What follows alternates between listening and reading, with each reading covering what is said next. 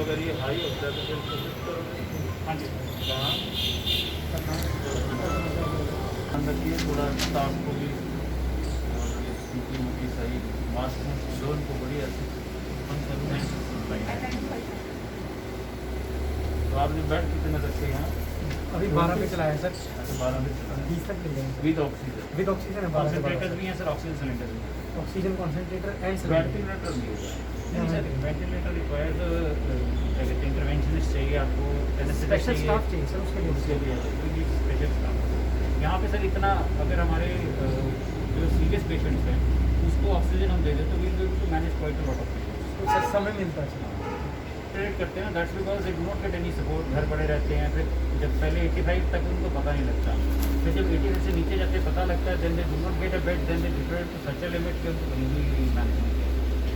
तो अगर इनिशियली हम जैसे हमारी सर होम आइसोलेशन की टीम्स वर्क करती हैं तो वो आइडेंटिफाई कर रही है कि किसको, because they watching there SpO2, तो जिसकी SpO2 95 से नीचे है उसको हम यही प्लान में है कि वो उनके साथ कोऑर्डिनेशन में सेंटी पेशेंट ताकि जनरल OPD को कैसे करें सर CHC नई बिल्डिंग में ये सिर्फ ओनली फॉर कोविड। इसको हमने उसको सर अभी असल में 400 की बिल्डिंग है उसमें HABC का काम रह गया था, बट ड्यू टू कोविड हमने सर रिक्वेस्ट करके एडमिनिस्ट्रेशन से उसको सर ग्राउंड लेवल पर तो ग्राउंड यस सर तो वैक्सीनेशन हमारे यहाँ चल रहा है। ऐसे वैक्सीनेशन कल तक जितनी डोज आई थी हमारे पास we were allotted 2000 doses 2 days back, तो 2000 डोजेस 18 to 45 वाली हमने 2 दिन में लगा वैक्सीन कोवैक्सीन पूरे इंद्री ब्लॉक में सर कोवैक्सीन। चल ठीक है सर, उधर नई बिल्डिंग जी सर आज विजिट किया आपने कई जगह पे? हाँ, आज जैसा कि आप जानते हैं कि जो कोरोना है वो गांव में भी अब उसने अपना प्रकोप बढ़ाया है, तो इसमें मैंने आज 2 गांव का दौरा किया है जो हॉटस्पॉट बने हुए थे, और उसमें लगभग इस सब डिवीज़न में जितने भी गांव हैं जहां इस तरीके की दिक्कत है हमने उनको आइसोलेशन वार्ड अलग से बनाए हैं ताकि इसकी रोकथाम हो सके। और जिन लोगों के पास जगह की दिक्कत है या ज़्यादा आबादी में रहते हैं तो ऐसे लोगों से रिक्वेस्ट की जा रही है कि इन सेंटरों में आए ताकि हम उनको समय रहते हुए उचित ट्रीटमेंट दे सकें।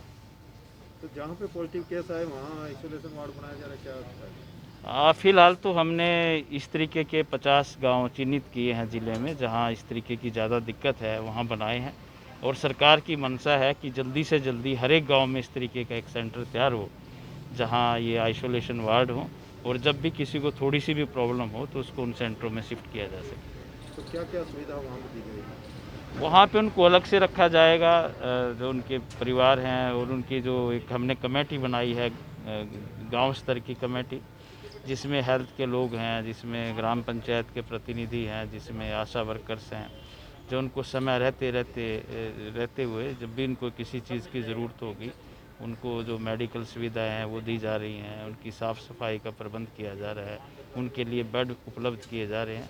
अगर उनको कोई ज़्यादा दिक्कत होती है तो उनको तुरंत समय रहते हुए बड़े हॉस्पिटल में शिफ्ट किया जाएगा। जहाँ पर ज़्यादा केसेज आ रहे हो कंटेनमेंट जोन भी बनाया जाएगा? अगर ज़रूरत पड़ी तो ज़रूर बनाएंगे। तो फिलहाल क्या स्थिति है सर जिले की? अब तो कई दिन से जो देखने में आया है कि जो पॉजिटिव केसों का जो ग्राफ है वो डाउन है, और हमने कोशिश की है, अब ये निर्देश दिए हैं कि हर एक जगह जहाँ भी ज़रूरत है मैक्सिमम टेस्ट करें, कोई भी ऐसा व्यक्ति गांव में दूर दराज के इलाके में ना छूटे जिसको ये मेडिकल सुविधा मुहैया ना हो सके। तो सर देहात में जो है ग्रामीण इलाके में ज़्यादा पॉजिटिव केस पाए जा रहे हैं, इसका क्या रीज़न है? इसके कई रीज़न हैं कि जैसे लोगों ने जो ज़्यादा इसको सीरियस लिया नहीं, मेन रीज़न तो यही है कि इसको अगर समय रहते हुए इसमें ज़्यादा सीरियसली इसको लेते तो इस तरीके के केसेस में ज़रूर कमी होती। और हमने लोगों से अपील की है, मैं आज भी अपील करता हूँ कि इसको गंभीरता से लें, सोशल डिस्टेंसिंग का पालन करें, मास्क लगाएं, साफ़ सफाई का प्रबंध करें, तभी हम इस बीमारी से बच सकते हैं।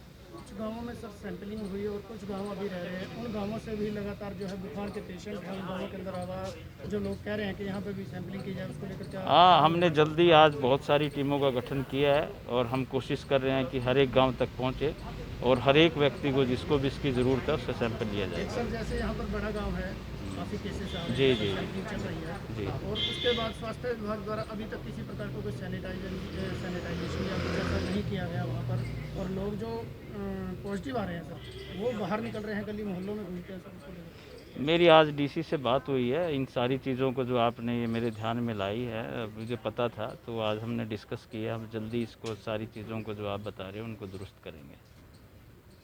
थैंक आज दौरे पर हैं लगातार आइसोलेशन सेंटर्स को लेकर, कोविड सेंटर्स को लेकर, और 10 मिनट ज़्यादा खबर को लाइक शेयर करें।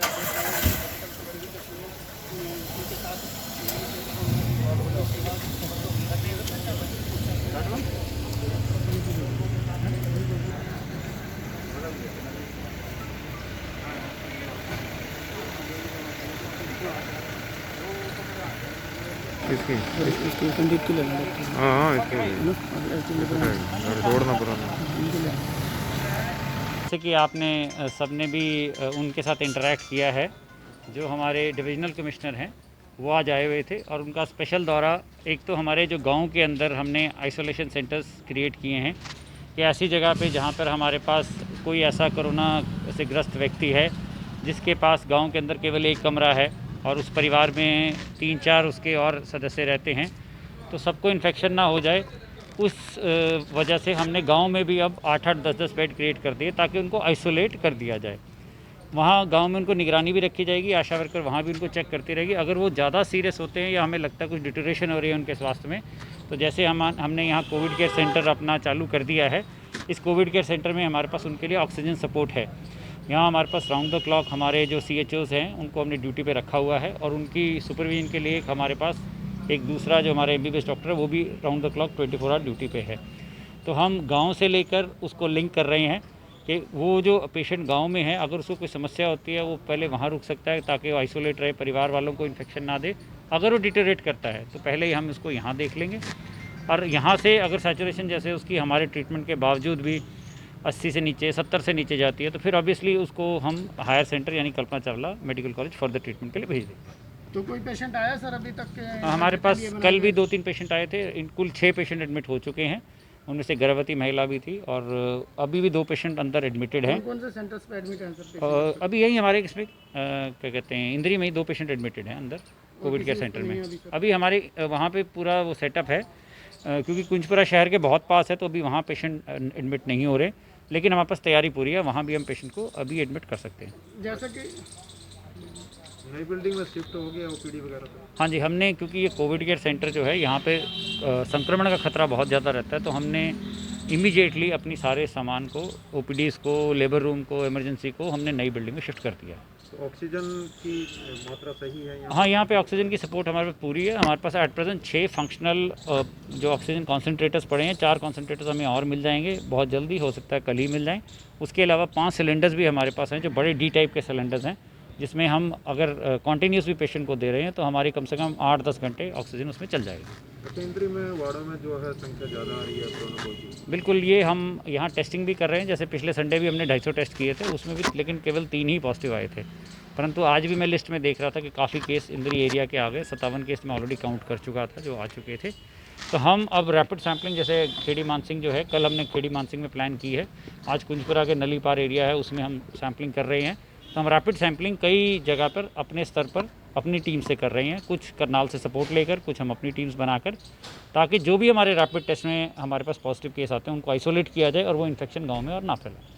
सर वैक्सीनेशन चालू है लेकिन रजिस्ट्रेशन हो अभी वैक्सीन जितनी आ रही है उसको हम इमीडिएटली कंज्यूम कर रहे हैं। मेरे पास 2 दिन पहले 2000 डोज आई थी, 2000 डोज हमने 2 दिन के अंदर लगा दी, और ये भी हमारे पास केवल अपना पहले दिन हमने सभी PHCs पे लगाई थी और अगले दिन हमने CHCs पर एक PHC पे लगाई थी वैक्सीन। कल भी, आज शाम को मुझे मैसेज मिला कि आज भी आएंगे तो सेशन क्रिएट होंगे। वैक्सीन इतनी नहीं है कि मतलब जैसे हम अपनी फुल स्ट्रेंथ पे अगर काम करें तो हमारे 30 से 35 सेंटर काम कर सकते हैं। 30 से 35 सेंटर पर हम अगर अपनी फुल स्ट्रेंथ में काम करें तो 300 डोज हर सेंटर पे लगा सकते हैं। तो लगभग 10,000 डोज हम रोज़ लगा सकते हैं। तो सर जैसा कि अब आप सैंपलिंग कर रहे हैं, चाहे वो इंद्रिका वार्ड है चाहे साथ के गांव है, सैंपलिंग के बाद वहाँ पॉजिटिव केस निकलते हैं और बड़ी संख्या में आते हैं सर, लेकिन उसके बाद अपने विभाग जो स्वास्थ्य विभाग के द्वारा किसी प्रकार को सैनिटाइजेशन या किसी प्रकार के इंस्ट्रक्शन कोई कुछ किया नहीं जाता, वो क्या कारण है? सैनिटाइजेशन का कार्य जो है वो जो लोकल म्यूनसिपल कमेटी है उसकी जिम्मेवारी है कि सैनिटाइजेशन करे। और दूसरी बात ये है कि जिस चीज़ से हम सैनिटाइज बहुत ज़्यादा करने की कोशिश करते हैं, क्योंकि गर्मी के अंदर वायरस वैसे भी नहीं टिकता, खुली स्पेस में नहीं टिकेगा, अंदर टिकेगा। हमारे अंदर यहाँ बीच बीच में सैनिटेशन करते हैं।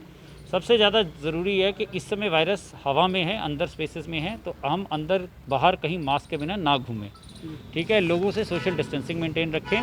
और हमारे जो पॉजिटिव केस है, जो आपको भी पता है कि बहुत सारे पॉजिटिव केस या उनके साथ में कॉन्टैक्ट वाले बाज़ार में घूमते रहते हैं, उनको हम अपनी तरफ से आशा के माध्यम से, हमारे डॉक्टर्स के माध्यम से उनको फ़ोन करवा के रोकने की कोशिश करते हैं। अब भविष्य में हमने ये भी डिसाइड किया है कि अब अगर वो बाहर घूमते मिल गए तो उनके खिलाफ जो हमारे ड्यूटी मजिस्ट्रेट है वो केस दर्ज करवा देंगे, ताकि वो स्ट्रिक्टली घर पर रहें। 10 दिन का आइसोलेशन पीरियड है, ना वो निकले बाहर ना उनके परिवार वाले निकले बाहर। Thank you sir.